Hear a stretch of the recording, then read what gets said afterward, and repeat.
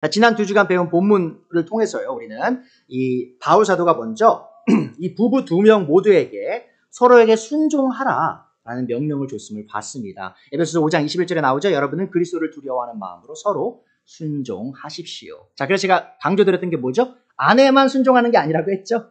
먼저 아내가 순종해야 함을 말하기 전에 먼저 서로 순종하라라고 바울 사도가 말했다는 것이죠.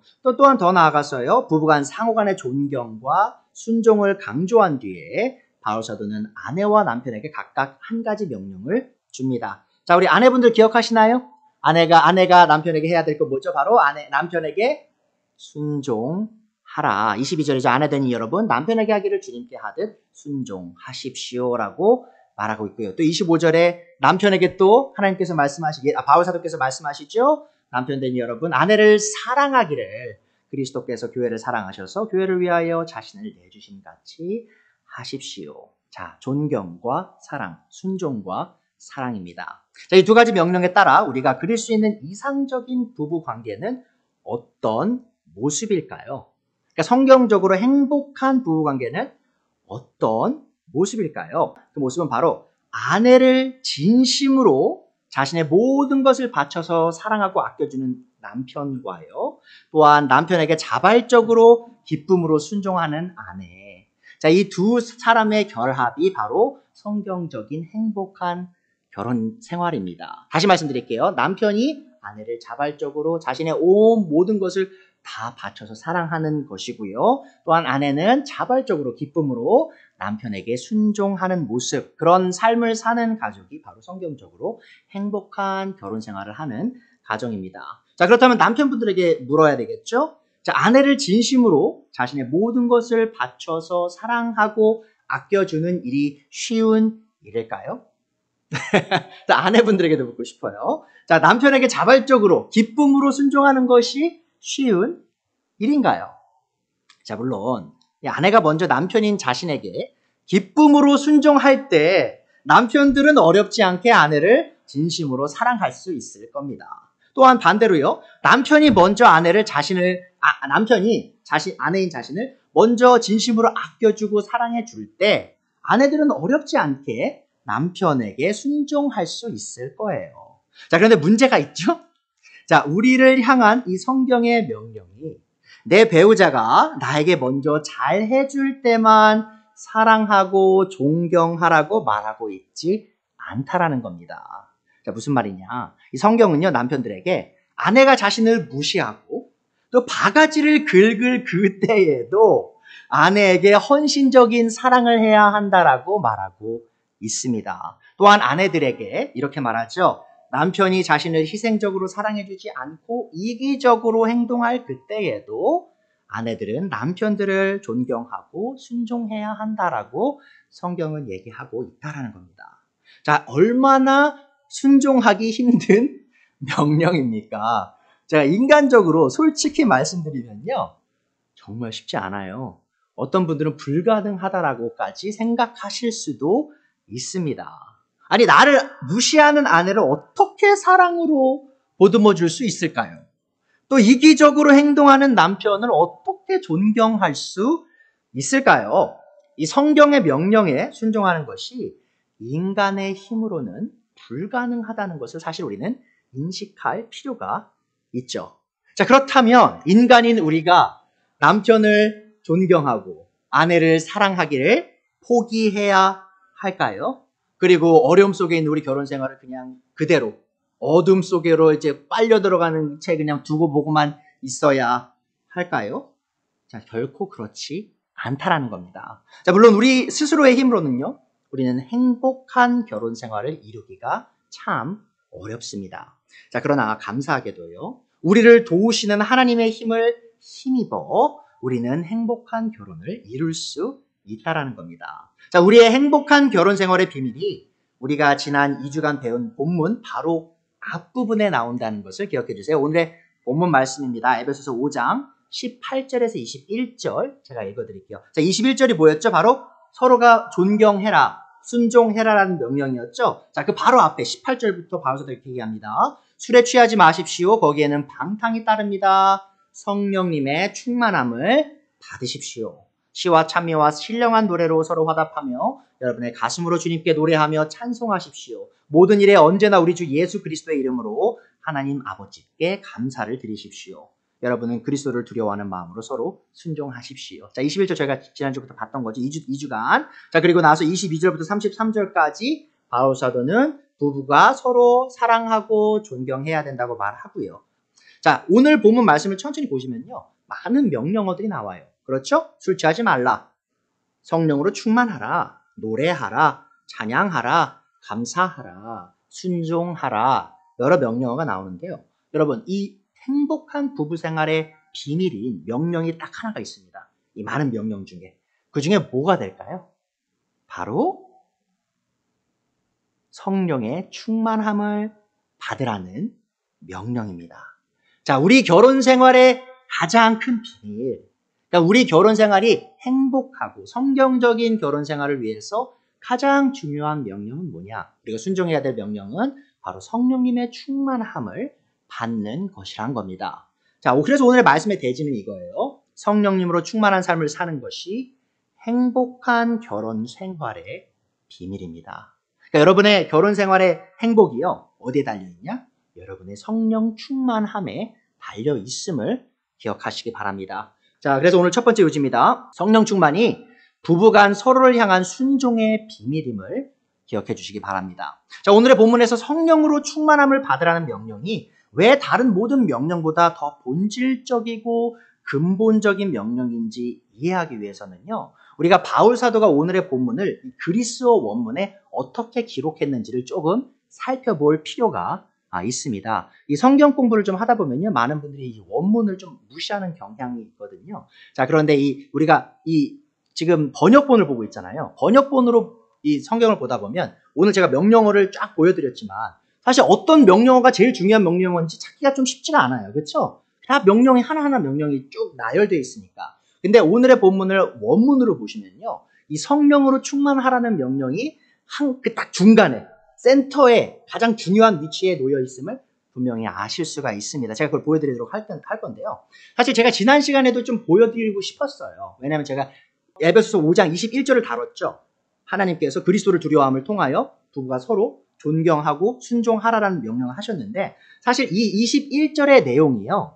하나로 서 있는 한 문장, 완전한 문장이 아닙니다. 자, 무슨 말이냐면 21절에 포함된 그 명령 있죠. 서로에게 순종하라.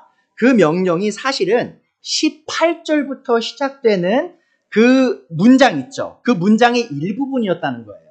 그러니까 굉장히 긴 문장이요. 18절부터 시작이 돼 있어요. 그리스도 원문을 보면. 그리고 나서 21절에 딱 멈춘다는 겁니다. 그래서 우리가 사실은 이 21절의 내용을 정확한 문맥을 통해서 이해하려면 18절부터 자세히 살펴봐야 한다는 것이죠. 자, 그래서 제가 좀 컬러 코딩을 좀 해드렸는데 에베소서 5장 18절 부분에 보시면 물론 이제 18절 처음에 술 취하지 말라라는 명령이 나오고요. 그거는 이제 따로 떼어져 있는 명령입니다.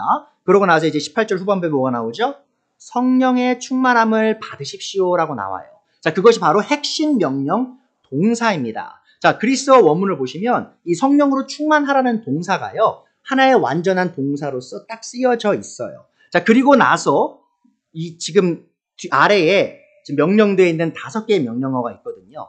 5개의 분사가 나오는데 그 분사가 첫 번째는 혼자 있고요. 두 번째, 세 번째가 같이 가고요. 네 번째, 다섯 번째가 또 따로 갑니다. 자, 근데 이게 그리스어 원문을 보시면 여기서 명령어로 번역된 이 분사들이요. 동사가 아니에요. 그리스어로 보면 원문의 그리스어 분사입니다. 자, 분사라는 것은 뭐냐면요. 바로 메인 동사 있죠.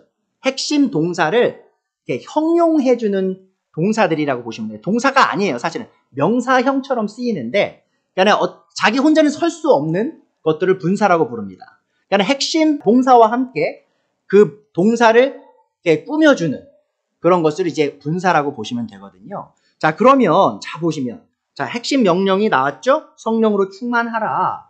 자, 그러고 나서 여러 가지 명령이 5가지가 나오는데 그럼 이 명령들이 이 핵심 동사와 어떤 관계에 있냐? 바로 이겁니다.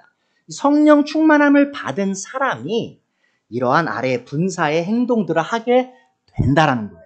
관계가 지금 그렇게 되어 있는 겁니다. 그러니까 뼈대가 뭐죠? 뼈대가 성령으로 충만한 거고요. 성령으로 충만한 사람이 뭘 한다고요? 처음에 시와 찬미와 신령과 노래로 서로 화답하게 되는 거예요. 서로 하나님의 말씀을 찬양하고요. 서로 성도들과 함께 나누게 된다는 것이죠. 자, 두 번째로 하는 행동이 뭐죠? 여러분의 가슴으로 주님께 노래하며 찬송하십시오. 그러니까 하나님을 영으로 충만한 사람이 하나님을 찬양하고 노래하기를 기뻐한다라는 것이죠. 자, 세 번째로 하는 행동이 뭡니까? 20절이죠. 모든 일에 언제나 우리 주 예수 그리스도의 이름으로 하나님 아버지께 감사를 드리십시오. 자, 성령 충만한 사람은 뭐 한다고요? 모든 일에서 하나님께 그리스도로 인해 감사를 올리게 된다라는 거예요. 그 결과가. 자, 네 번째가 뭐죠? 21절에 여러분은 그리스도를 두려워하는 마음으로 서로 순종하십시오. 자, 보세요.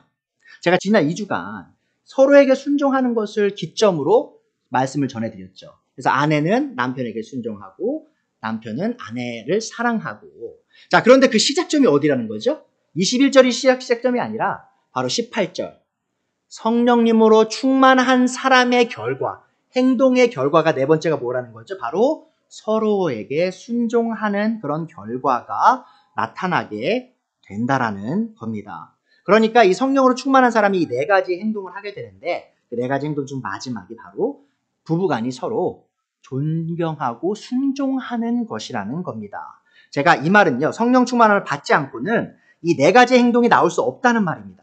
그러니까 무슨 말이냐? 여러분이 정말 참되게 서로를 격려하고 싶어서 하나님의 말씀으로, 자, 그럼 성령 충만을 받으셔야 돼요. 여러분 정말 마음으로부터 우러나와서 하나님 찬양하고 싶으세요? 그럼 성령 충만 받으셔야 되는 겁니다. 여러분 어떤 상황에서든 감사하고 싶으세요? 그럼 성령 충만 먼저 받으셔야 되는 거예요. 자, 더 나아가서 부부로서 서로가 서로에게 순종하고 싶으십니까? 지금 먼저 해야 되는 게 뭐죠? 바로 성령으로 충만함을 입어야 한다는 겁니다. 다시 돌려 말하면 부부가 서로 순종하고 아내가 남편에게 순종하고 남편이 아내를 사랑하기 위해 필요한 것은 성령으로 충만한 것이란 겁니다. 자, 그래서 두 번째 요지를 좀 드릴게요. 성령 충만이 바로 남편을 향한 아내의 순종의 비밀임을 기억하십시오. 그러니까 아내분들, 남편 순종하기 너무 힘들어요. 존중하기 너무 힘들어요. 저렇게 못난 사람 어떻게 존중합니까? 라고 한탄이 나오실 때 성경적 해답은 뭐냐? 내가 성령님으로 충만해야겠구나. 잘 보세요, 여러분. 그러면 지금 관계가 어떻게 되죠? 근데 남편을 내가 바꿔서 저 사람 어떻게든 이기적이지 않고 자기 희생적인 사람으로 변화시켜야만 내가 그를 존중할 수 있게 되는 건가요? 아니죠. 번지수가 틀렸어요. 남편에게 가서 당신 좀 바뀌어, 내가 좀 존중하게가 아니에요. 자, 어디로 가야 되죠?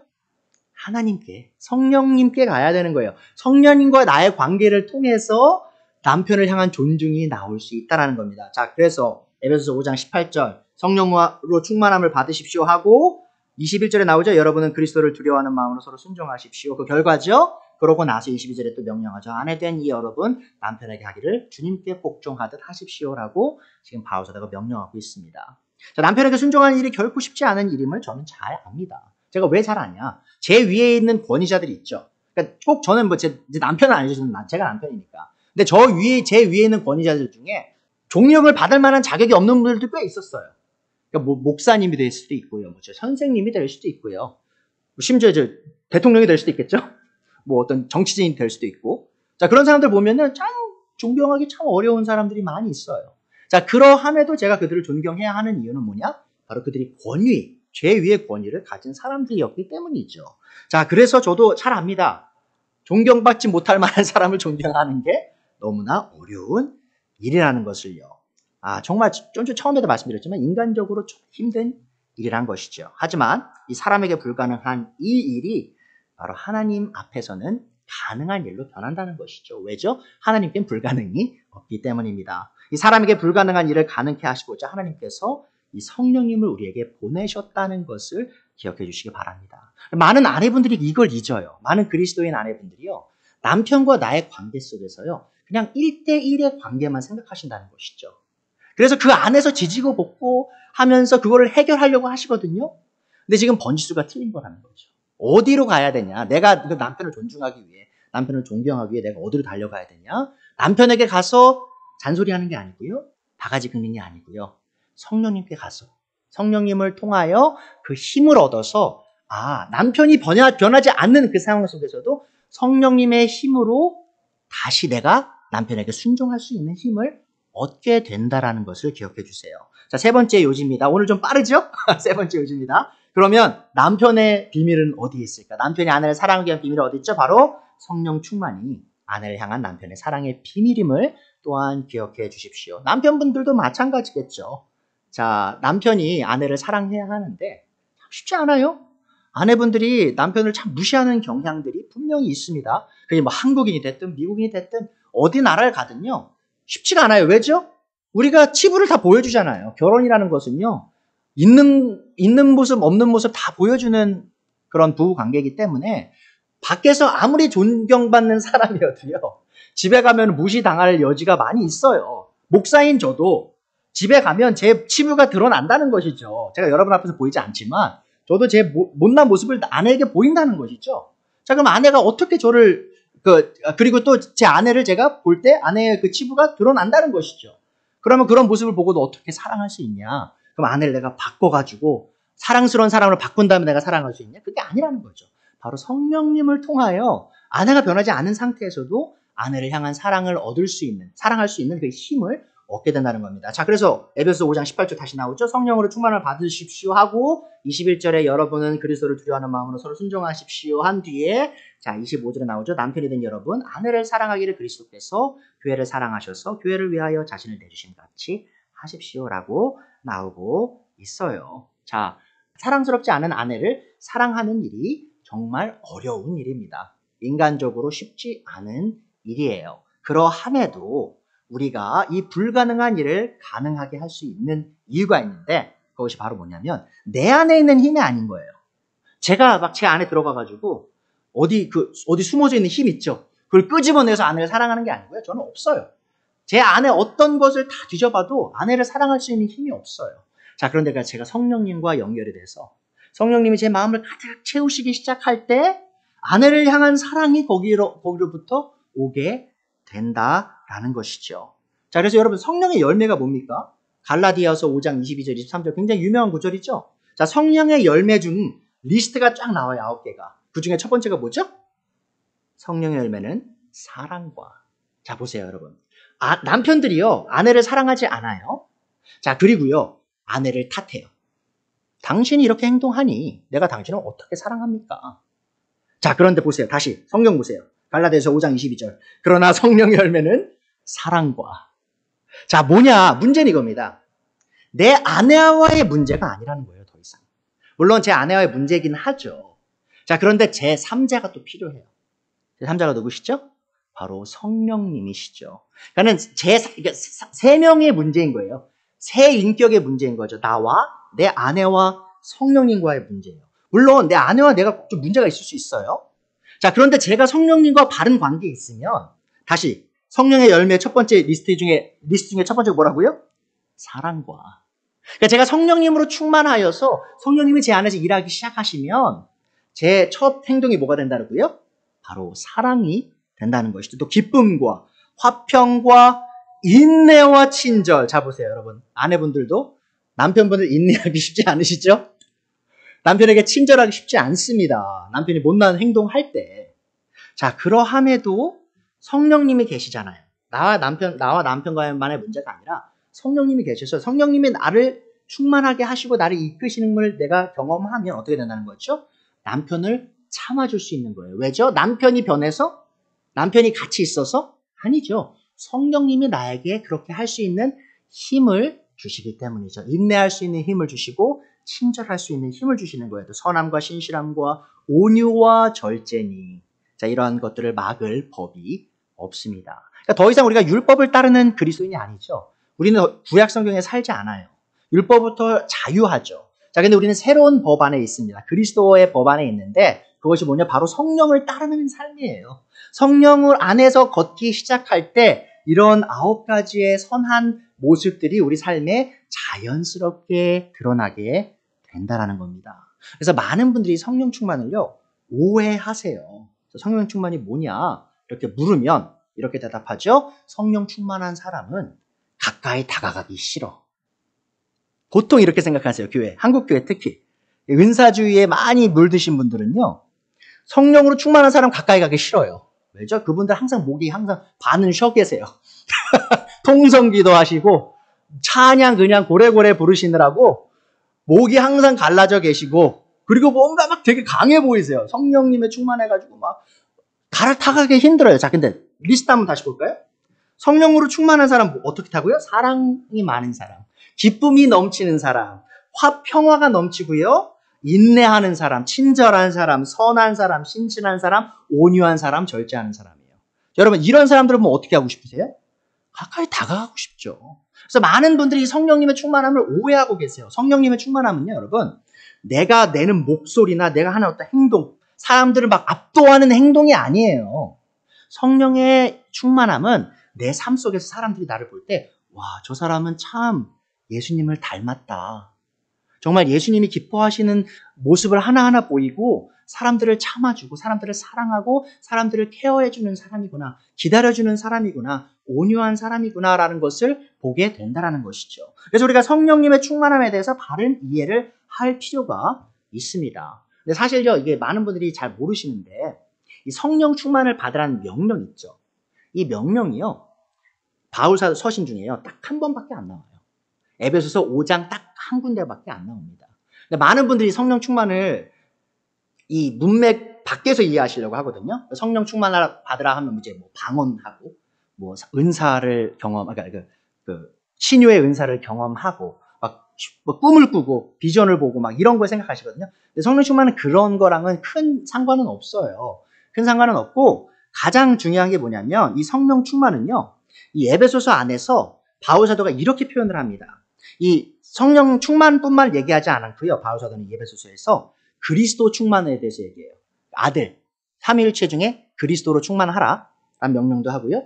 또 하나님 아버지로 충만하라 라는 명령도 하고요. 그리고 성령으로 충만하라 라는 명령도 해요. 그러니까 뭐냐면 삼위일체 하나님으로 우리가 충만해 주게 된다는 거죠. 예를 들어드리면 그리스도로 충만함은 어디서 나오냐? 에베소서 1장 23절입니다. 교회는 그리스도의 몸이요 만물 안에서 만물을 충만케 하시는 분의 충만함이십니다. 그러니까 교회의 머리신 그리스도께서 만물을 다 충만하게 하시는 분이라고 나오고요. 4장 13절에 이렇게 나오죠. 그리하여 우리 모두가 하나님의 아들을 믿는 일과 아는 일에 하나가 되고 온전한 사람이 되어서 그리스도의 충만하심의 경지에까지 다다르게 됩니다. 자, 그리스도로 충만한 거에서 얘기하는 거예요. 그러니까 영적으로 성장하는 거죠. 그리스도를 닮아가는 모습. 자, 그리고요. 또 더 나아가서 하나님 아버지로 충만해야 된다는 것도 얘기해요. 에베소 3장 19절에 보면 지식을 초월하는 그리스도의 사랑을 알게 되기를 빕니다. 그리하여 하나님의 온갖 충만하심으로 여러분이 충만하여지기를 바랍니다. 자, 성령님의 충만 말하는 게 아니고요. 하나님 아버지로 충만한 것도 얘기하는 거예요. 그러고 나서 바울 사도가 5장에서 3장, 4장에서 그 얘기를 하고 5장에서 이제 성령으로 충만하라라고 명령하고 있다라는 것이죠. 자, 이 명령은 성도들이 이 성령님의 인도를 받아 점점 더 하나님 아버지와 닮아가고 아들 하나님과 닮아가라는 명령과도 같은 겁니다. 그러니까 하나님 아버지와 아들 하나님을 떼놓고 성령님만 얘기할 수가 없다라는 것이죠. 고로 이 성령님의 충만을 추구함은 곧 삼위일체 하나님을 추구함을 의미합니다. 자, 근데 삼위일체 하나님, 아버지와 아들을 경험하기 위해서 우리가 통로가 누구시죠? 바로 성령님이시기 때문이죠. 성령님과 더 가까이 나아갈수록, 성령님과 함께 동행할수록 우리가 아버지를 더 경험하게 되고 아들을 더 경험하게 됨을 통하여 그분들의 성품을 더욱더 닮아가게 된다는 것이죠. 자, 여러분, 성령 충만을 받으라는 수동태죠. 그러니까 무슨 말이냐면 제가 할 수 있는 일이 아니에요. 저 혼자만의 힘으로는 할 수 없어요. 그러니까 하나님께서 일을 하셔야 되는데 근데 문제가 있죠. 하나님께서 저에게 일을 하실 수 있는 그 여지를 제가 하나님께 드려야 된다는 거예요. 그 의미입니다. 하나님께서 나를 충만하게 하실 수 있는 그 여지를, 그 기회를 성령님께 드리는 것이죠. 자, 그래서 성령님으로 충만해지는 것은요. 이 성령님의 영향력 아래 계속해서 머무는 것을 얘기합니다. 자, 그러면 그 결과가 뭐냐? 우리의 생각과 우리의 말과 행동 등 우리에게 속한 모든 기능이 성령님의 인도하심을 전적으로 따르게 된다라는 것이죠. 자, 18절에 바울 사도가 처음에 뭐라고 명령했죠? 술에 취하지 마십시오. 거기에는 방탕이 따릅니다라고 얘기했어요. 술 취함에 대해서 나왔으니까 제가 한마디 말씀드리면 여러분 그리스도는 절대로 술 취하면 안 됩니다. 절대로 술 취하시면 안 돼요. 왜냐하면 마귀에게 우리 정신을 내어주는 거예요. 우리 육신에게 우리 정신을 내어주는 겁니다. 그리스도인에게 있어서 술 취함은 있을 수 없어요. 술 취하는 것은 여러분 그런 것과 같아요. 성경은 뭐라고 얘기하냐면 술 취함은요. 아내에게 신실하지 않은 것 있죠. 간음하는 것만큼 또 우상 숭배하는 것만큼 아주 나쁜 죄질의 죄입니다. 어찌됐든 술 취하지 말라고 얘기하고 그 뒤에 성령으로 충만하라고 얘기하고 있어요. 이 말은 뭐냐면 우리 성령 충만을 이해하기 위해서 술 취함의 그 본성이 뭔지 좀 이해할 필요가 있다는 것이죠. 자, 누군가 술이나 마약에 취하면 어떤 일이 일어나죠? 그 사람은 자신을 잃어요. 그렇죠? 정신을 잃어요. 자, 근데 아십니까 여러분? 술 취한 사람 혹시 다뤄본 적 있으신가요? 사실 저도 과거에 술을 많이 먹었거든요. 술 취한 게 뭔지 잘 알아요. 잘 보세요 여러분. 저를 잃었죠. 자, 근데 제가 제 삶의 왕이 누가 되는 거지? 세상의 왕이 제가 돼요. 내 자신을 잃으면서 내가 철저하게 자기 중심적으로 되는 거예요. 그래서 조금만 말만 해도 평소에는 거슬리지 않던 게 거슬려져요. 그리고 내 안에 내가 너무 가득 차서 내 마음대로 다 하게 되는 거예요. 절제가 안 되는 거예요. 모든 걸 다 내 멋대로 다 행동하게 되는 거죠. 자, 그럼 보세요. 그게 술 취함이죠. 그게 술 취함이에요. 자, 그럼 성령님의 충만은 뭐냐? 완벽하게 반대가 되는 겁니다. 자, 내가 술에 취하면 취할수록 나는 내 중심적이 돼요. 다른 사람이 뭐라 떠든지 신경도 안 써요. 그 경찰이 앞에 있는데도 막 운전대를 잡고 운전을 해요. 사람을 치고 도망가요. 평소에는 안 그럴 텐데 술 취했으니까. 자, 근데 성령님을 충만하죠? 어떻게 되죠? 내 자신이 점점 나가는 거예요. 내 삶에서. 그리고 성령님이 내 운전대를 잡으시는 거예요. 내 손과 내 발과 내 머리와 내 입과 내 생각과 내 모든 행동들이 다 성령님이 드러나는 통로가 된다는 거죠. 왜죠? 나는 점점 작아지니까. 내가 원하는 건 더 이상 중요하지 않으니까. 이제 하나님께서 원하시는 거예요. 성령님이 나를 이끄심이 더 중요하기 때문에 그것을 더욱더 따라가게 된다는 것이죠. 자, 그렇다면 이 성령님으로 충만한 사람에게 어떤 일이 일어날까요? 자, 성령으로 충만한 사람은요, 그의 생각과 행동에서 예수님을 더욱 닮아가게 되죠. 또한 성령으로 충만하여 질수록 그는 자기 자신보다 하나님과 다른 사람들을 최우선순위에 놓게 됩니다. 자, 여기에 키가 있는 거예요, 여러분. 자, 그럼 제가 처음에 말씀드렸죠. 부부 생활에 있어서 여러분, 부부도 남입니다. 그러니까 뭔 남이냐? 내 몸은 아니라는 거예요. 내 아내, 내가 내 뇌는 아니잖아요. 내 아내가 생각이 다르고 제 생각이 다를 때가 있잖아요. 자, 그런데 그 괴리 있죠. 그 괴리. 그 다름. 나랑 맞지 않는 부분을 극복하는 그 키가 어디에 있냐? 바로 성령님의 충만이라는 것이죠. 자, 그러면 내가 평소에는 나로 가득 차 있을 때, 나 스스로로 가득 차 있을 때 봤던 행동이 나를 너무 거슬리게 했었어요. 자, 근데 성령님으로 충만해서 그걸 보니까 그걸 친절로 받아줄 수 있는 거예요. 그걸 한번 인내해 줄 수 있는 거예요. 그걸 온유하게 반응해 줄 수 있게 된다는 것이죠. 자, 남을 먼저 둔다고 했죠. 자, 그러면 이제는 내 아내가 먼저인 거예요. 나보다. 성령으로 충만하기 때문에. 그리고 내 남편이 먼저인 거예요. 평소에는 내가 절대로 하기 싫어요. 뭐 해줄 수도 있지만 내가 하기 싫은 거예요. 하기 싫어요. 자, 그런데 성령님으로 충만하니 남편이 원해요. 아내가 원해요. 그러면 내가 싫지만 자기를 위해 해줄게 라고 할 수 있게 된다라는 겁니다. 그것이 바로 이 성령 충만의 부부 사이에 있어서 성령 충만의 결과라는 것을 기억해 주셨으면 좋겠습니다. 자, 그럼 마지막으로 이 성령 충만을 어떻게 받을 수 있나? 굉장히 중요한데 잘 보시면 에베소서 5장 18절부터 20절에 보시면 왼쪽에 나와 있고요. 이 골로새서 3장 16절부터 17절이 오른쪽에 나와 있습니다. 이 두 구절은요. 쌍둥이 구절이에요. 그러니까 똑같은 말을 합니다. 바울 사도가. 자, 첫 번째 뭐라고 나오죠? 시와 참여와 신령한 노래를 화답하며 라고 나오고요. 에베소서에 오른쪽에 보시면 온갖 지혜로 서로 가르치고 시와 참여와 영적인 노래를 권고하십시오. 같은 말이죠? 자, 그 두 번째 뭐죠? 여러분의 가슴으로 주님께 노래하고 찬송하십시오. 골로새서 보시면 감사한 마음으로 여러분의 하나님께 마음을 다하여 찬양하십시오. 같은 내용이죠. 세 번째 뭐죠? 모든 일에 있어서 언제나 우리 주 예수 그리스도의 이름으로 하나님 아버지께 감사드리란 말이고요. 세 번째 골로새서 보시면 그리고 말이든 행동이든 무엇을 하든지 모든 것을 주 예수 이름으로 하고 하나님 아버지께 감사를 드리십시오. 자, 똑같은 쌍둥이 구절이에요. 자, 그리고 난 다음에 에베소서 5장 22절부터 바울사도는 아내들, 남편들, 자녀들, 부모들, 종들, 주인들을 향한 권면을 하고요. 또 골로새서 3장에서는 아내들, 남편들, 자녀들, 부모들, 종들, 주인들을 향한 권면을 3장 18절부터 4장 1절까지 합니다. 자, 완전히 같은 패턴이죠. 자, 근데 중요한 키가 여기 있습니다. 성령으로 충만이 그러면 어떻게 이루어지냐? 자, 보세요. 에베소서 5장 18절에서 시작이 어떻게 됐냐? 성령으로 충만함을 받으십시오. 성령의 충만함을 받으라라고 명령이 나왔죠. 그런데 한번 골로새서 보세요. 골로새 뭐라고 나오죠? 그리스도의 말씀이 여러분 가운데 풍성히 살아있게 하십시오라고 나와요. 자, 보세요. 같은 결과예요. 자, 두 가지 다른 명령이에요. 첫 번째 명령 뭐였죠? 성령의 충만함을 받으라. 자, 두 번째 명령 뭐였죠? 그리스도의 말씀이 우리 가운데 풍성히 거하게 하라. 살아있게 하라. 자, 그 말이 뭐냐? 바로 이겁니다. 그럼 성령 충만의 키가 어디에 있냐? 바로 그리스도의 말씀이 우리 안에 가득 풍성히 넘쳐 살아 있어야 한다는 것이죠. 자, 그리스도의 말씀이라는 것은 단순히 예수님께서 말씀하신 것만을 말하는 게 아니라 그리스도에 관한 교리예요.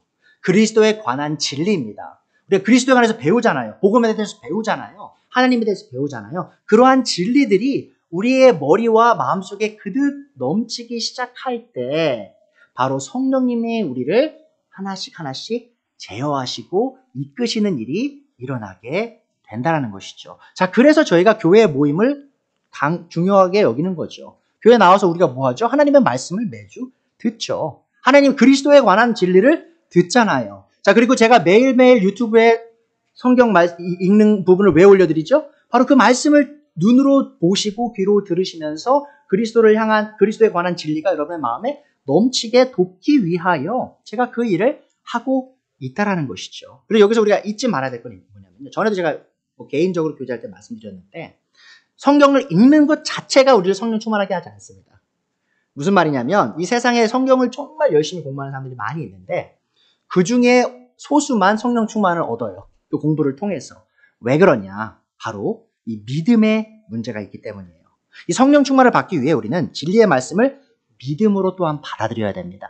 그러니까 우리가 많이 읽는 것도 중요한데요. 그거와 함께 더 중요한 게 뭐냐?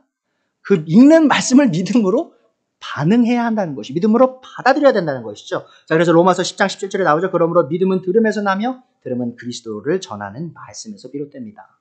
자, 우리가 믿음이 필요한데 어떻게 나오냐? 그 말씀을 듣고 듣기 시작할 때 우리의 믿음의 근간이 세워지기 시작하는 것이죠. 자, 로마서 15장 13절에 보시면 소망을 주시는 하나님께서 믿음에서 오는 모든 기쁨과 평화를 여러분에게 충만하게 주셔서 자 보세요. 성령의 능력으로 소망이 여러분에게 차고 넘치기를 바랍니다. 자, 믿음에서 오는 기쁨과 평화. 그것이 우리 마음에 충만해질 때 성령님의 능력이 우리 삶에 차고 넘치게 된다라고 바울 사도는 얘기하고 있다라는 겁니다. 이해할 수 있으시겠죠? 자, 그래서 제가 이제 새해에도 창세기부터 오디오 성경을 계속 올려드릴 거예요. 그래서 여러분이 그거를 계속 들으셔야 됩니다. 한번 들은 거를 한번 멈추시지 마시고요. 나중에 또 돌아가셔서 또 들으셔야 돼요. 그리고 설교 말씀도요, 여러분. 한번 듣고 끝나시면 안 돼요. 그러니까 제가 너무 좋은 설교자니까 아주 끝내주는 설교자니까 제 설교 자주 들으세요. 그 말이 아닙니다. 제가 부족한 설교자지만 제가 전해드리는 진리의 말씀이 여러분 마음에 말씀하잖아요. 그럼 그런 것들을 기억해 놓으시고 적어 놓으셨다가 나중에 힘들 때 다시 찾으셔야 돼요. 다시 들으셔야 되고요. 저 아닌 또 많은 좋은 설교자들이 계세요. 그분들의 말씀에 귀를 기울이시고 하나님의 말씀을 끊임없이 들으셔야 됩니다. 그리고 들으신 그 말씀을 믿음으로 반응하셔야 되겠죠. 자, 오늘 제가 드린 말씀이 뭐죠? 그럼 성령님으로 충만하셔야 됩니다. 남편을 위하여, 아내를 위하여.